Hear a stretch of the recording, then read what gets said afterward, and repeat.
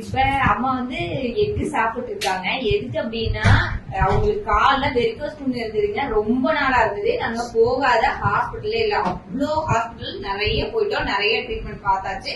கிட்டத்தட்ட இது பாத்தீங்கன்னா ஒரு 18 வருஷமா நாங்க இந்த ட்ரீட்மெண்ட் பார்த்துட்டு தான் இருக்கிறோம். எங்க போய் சரியாகல. இப்ப வந்து நாங்க கேரளா பாலக்காடுல வந்து டாக்டர் ராய் வர்கீஸ் அப்படிங்கிறவர்கிட்ட தான் ட்ரீட்மெண்ட்டுக்கு வந்துட்டு இருக்கிறோங்க. பரவாயில்ல, இப்ப முன்னாடி இருந்ததுக்கு பரவாயில்ல. 4 மாசம் ஆச்சு.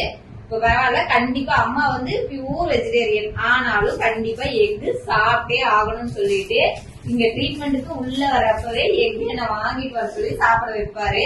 இல்லன்னா உங்களுக்கு சரியாகாதுன்னு சொல்லிடுறாரு. என்ன பண்றது, இப்ப போய் வாங்கிட்டு வந்த பாத்தீங்களா. ஆனா நல்ல டாக்டர் தானேங்க. அப்பப்ப நிறைய திட்டுவாரு. பரவாயில்ல, ஸ்கூல்ல டீச்சர் நம்ம எல்லாம் எதுக்கு அடிக்கிறாங்க, படிக்கணும்னு தானே. அந்த மாதிரி கால் சரியாகணும் அப்படின்னா திட்டு 2 வாங்கிக்க வேண்டியதுதான். வேற என்ன பண்றதுங்க. உங்களுக்கு இந்த மாதிரி ப்ராப்ளம் இருக்குது அப்படின்னா எனக்கு தெரிஞ்ச அளவு மத்த எல்லா பக்கம் போனதுக்கு இது பெட்டரா இருக்குது.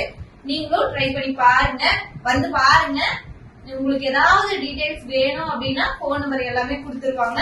நீங்க வந்து ரொம்ப நாளா புண்ணு இருக்கு, ஆறவே இல்லை அப்படின்னா கண்டிப்பா வாங்க. இது ஒரு பெஸ்டான இடம்னு நான் சொல்லுவேன். Thank you friends.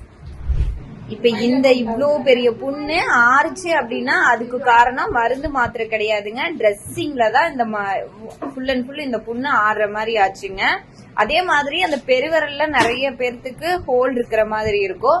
அது பாத்தீங்கன்னா நிறைய ட்ரீட்மெண்ட் பார்த்தும் சரியாகாம இருக்கும். அது வந்து ஒரு செப்பல்லையே ரெடி ஆகுற மாதிரி பண்ணிடுறாங்க.